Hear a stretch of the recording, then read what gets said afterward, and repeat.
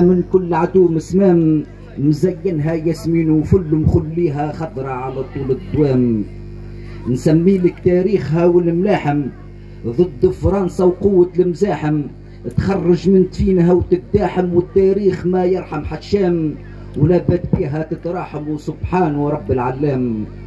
وفيها المنجم تحفر غني بالفحم حجر، والسكة تمشي وتجر ماشية جاية على مدى الأيام، والأرض تحبل والدر نافحة غالية الأسوام. نسمي لك ونحصر حدودها سيدي عبد الرحمن سر وجودها، بكثر الوديان ومدودها اللي دارت فيها حسام، خلات الأرض تعطي مردودها وسبحانه من جر الأقسام. غربها القنبار والسودان وشمالها لاز الدين والغريس وبودخان، وشرقها النخلة والداموس عز الجيران، وجنوبها الرغين والميدة بالرسام، وهي في وسطهم عروسة زيان وسبحانه المبدع الرسام. وشكرا. شكرا. إذا كافأك جمهور الوديان بأحلى زغاريد النسوة، ربي يبارك فيهم وربي ينجح وليداتهم وينجح أهاليهم. إذا نشكر سي حاتم بن حورية على هذه القصيدة فقد أفحمنا، ونعود للمسابقة مع الشاعر الشعبي الأخ. تفضل سامي، مرحبا بك.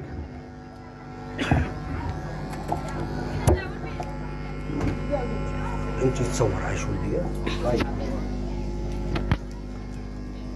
سي سامي بالحاج بو بكر من قليبية، انا تعرفت عليه في مهرجان الابداع العربي بنزل لاتريوم برئاسة السيد عز الدين الهمامي اللي نحييه موجود معنا كضيف شرف، وهو شاعر غنائي طيلة 31 سنة. زيد اقرب حدايا شوية سي سامي. له عدة مشاركات في أمسيات شعرية ومهرجانات محلية وجهوية ودولية، منها مهرجان المبدعين العرب بياسمين الحمامات وتم تكريمه في هذا المهرجان، وكذلك مهرجان إتيكات الدولي بسوسة الذي شارك فيه مجموعة من كبار شعراء تونس والسعودية وليبيا والجزائر، وتحصل على ميدالية وشهادة تقدير. وقد استمعت إلى قصائده، وهو في الأساس صياد يصطاد ألذ ما يؤكل الأوميغا 3 السمك ما شاء الله، ويخرج فيه حوت كبير ويهبط ويصور. والله يبارك. هاي الكلمة ليك يا سي سامي، تفضل.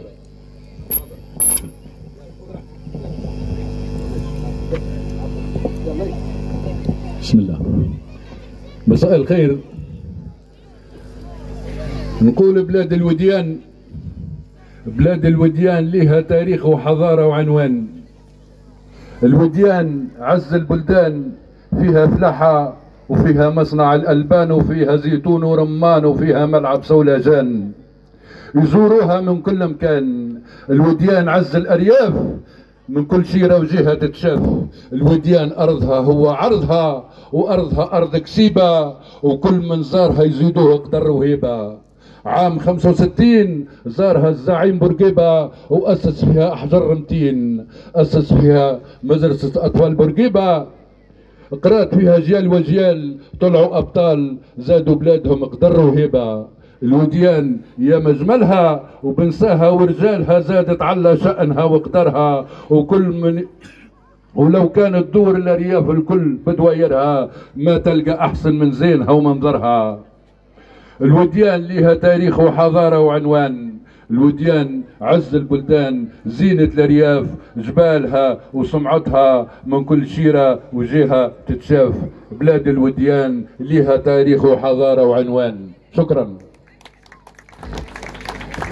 شكرا سي سامي، بارك الله فيك. إذا نمر إلى عميد الشعراء وأكبر شعراء على مستوى القدر والعمر، سي محمد العقوبي. تفضل سي محمد، يا مرحبا بك. نعم، تجي بحذايا لهنا سي محمد. تحب تقعد كيما تحب. سي محمد العقوبي من حامد كبس، وهو شاعر شعبي من الرعيل الأول طيلة 52 سنة، 52 سنة عمر بنادم وهو يبدع بأجمل الحروف وأروع الكلمات، وقد أمتعنا البارحة في تلك المساجلة الشعرية الشعبية الجميلة مع سي حبيب نساوي ومع صبري جاب الله. ما شاء الله اجتمع أكبر الشعراء سنا وأصغرهم سنا. صبري ما شاء الله عليه هو تلميذ في الإعدادي وهو ابن السي محمود جاب الله المربي الفاضل.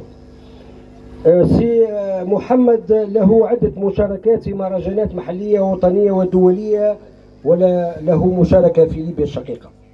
تحصل على العديد من الجوائز وميدالية، وهو شاعر موهوب وصاف صاحب قريحة وقادة وهاجة، وكتب العديد من القصائد الوطنية، ومن أشهر قصائده الغزلية قصيدة عايشة التي رد بقصيدته العصماء على قصيدة الزهرة لحبيب المساوي، وكانت أمسية جميلة جدا تدخل في تاريخ الشعر الشعبي بالوديان. تفضل سي محمد. شكرا، والله أفهمتني كثيرا، وهذا أكثر من قيمتي الشعرية وغير ذلك. بارك الله فيك، شكرا. على بركة الله. أنا مشاعر محمد بن حاج خليفة يعقوبي من حام ولاية قابس. كما حكى مسيرة طويلة شوية في الموضوع، وجدودي شعراء هكذا.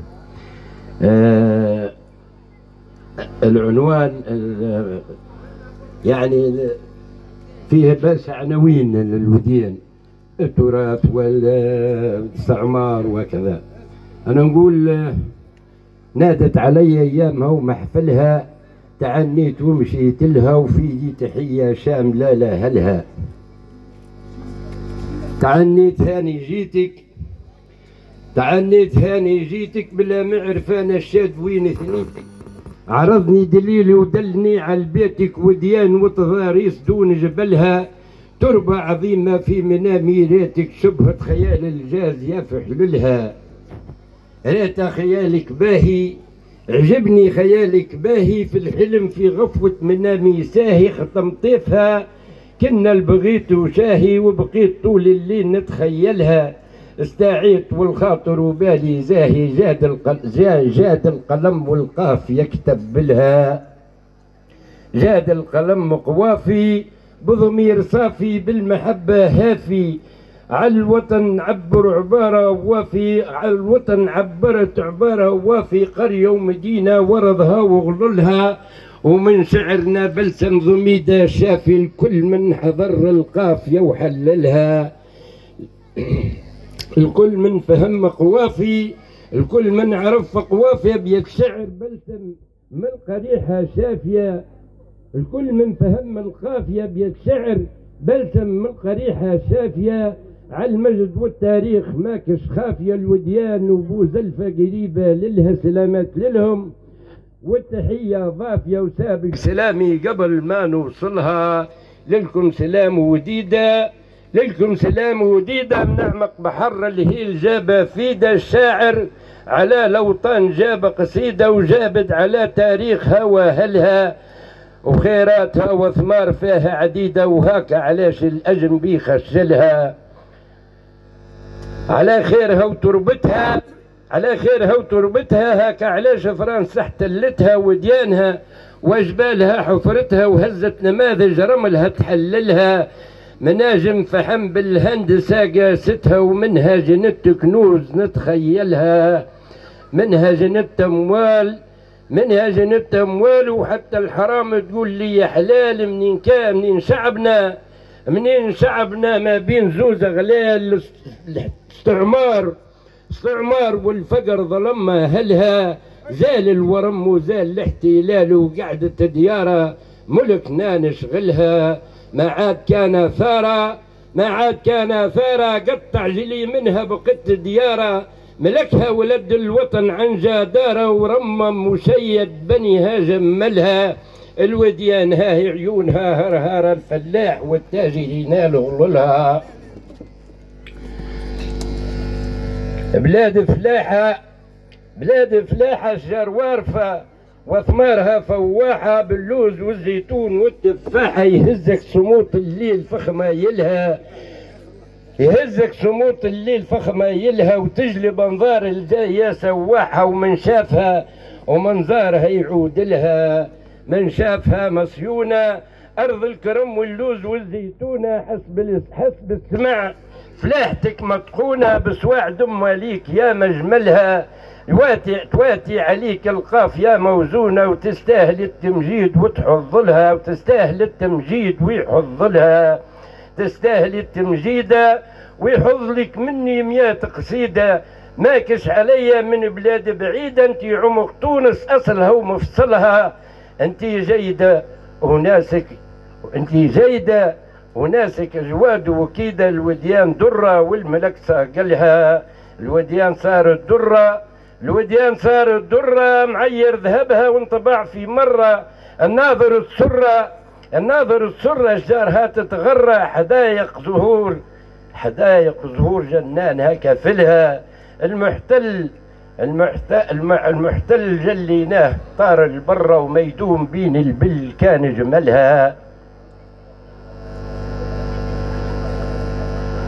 ويدوم وجه المولى ميدوم كان المولى لوجوهنا على الارض ها سجدوله. المحتل ما هم ناسنا وقفوله وجبدت عليها ابطالنا مكاحلها.